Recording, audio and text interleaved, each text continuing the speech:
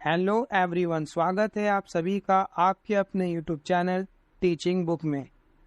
आज की इस वीडियो में हम क्लास 9 की भूगोल के चैप्टर फर्स्ट भारत का आकार और उसकी स्थिति के बारे में पढ़ेंगे। यह 9th क्लास की ज्योग्राफी यानी भूगोल की बुक का चैप्टर फर्स्ट है। इसमें हम भारत और उसके आकार के बारे में समझेंगे। तो चलिए स्टार्ट करते हैं।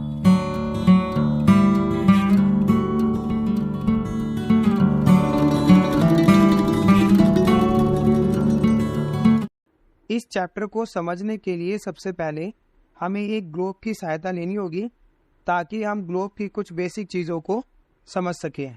जैसा कि आप अपनी स्क्रीन पर देख रहे हैं, ये एक ग्लोब है जो कि पृथ्वी का एक छोटा रूप है।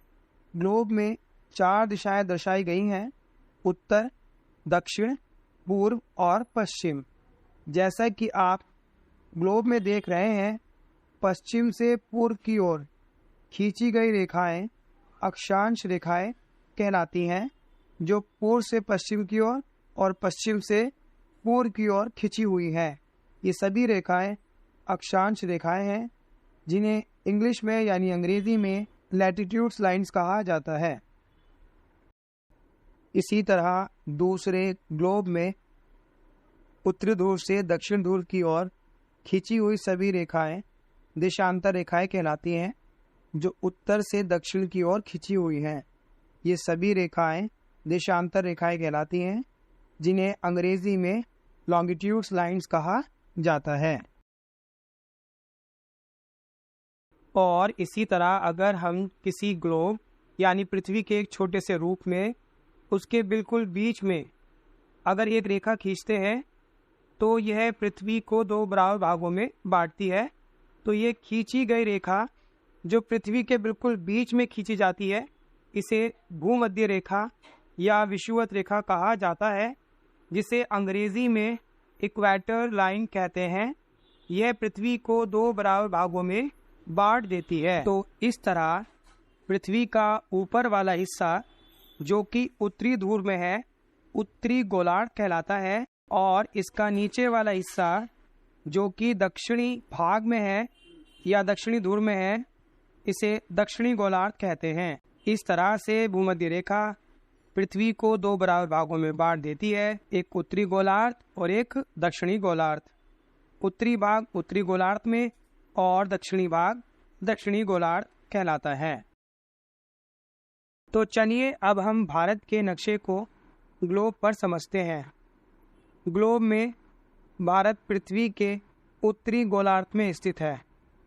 जैसा मैंने आपको अभी बताया था कि पृथ्वी के ऊपर वाला हिस्सा उत्तरी गोलार्ध कहलाता है, तो भारत पृथ्वी के ऊपर वाले हिस्से यानी उत्तरी गोलार्ध में स्थित है, जो भूमध्य रेखा के उत्तरी दिशा में स्थित है। दूसरा, भूमध्य रेखा जो बिल्कुल बीच में होती है और 0 डिग्री अक्षांश पर स्थित होती है, और भूमध्य रेखा से ऊपर की ओर 23.5 डिग्री पर स्थित रेखा कर्क रेखा कहलाती है। तो इस तरह कर्क रेखा वह रेखा होती है जो भूमध्य रेखा से ऊपर की ओर 23.5 डिग्री पर स्थित होती है, और यह कर्क रेखा भारत के मध्य से गुजरती है। अब आपके एग्जाम में यह प्रश्न आता है कि कर्क रेखा भारत के किन किन राज्यों से गुजरती है।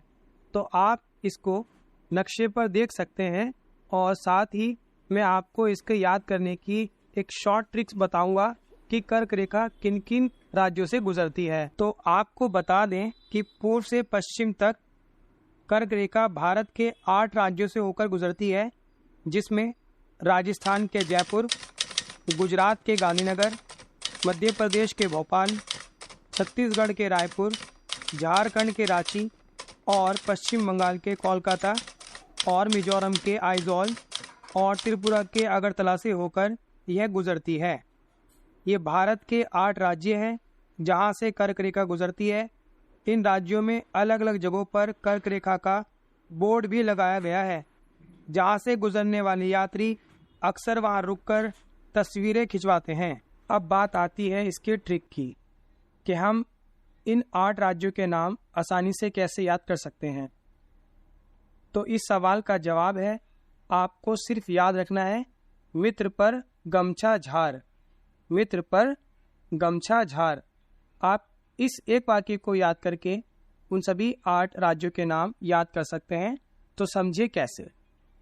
मी से मिजोरम, त्रा से त्रिपुरा, पा से पश्चिम बंगाल, रा से राजस्थान, गा से गुजरात, मा से मध्य प्रदेश, छा से छत्तीसगढ़ और झार से झारखंड।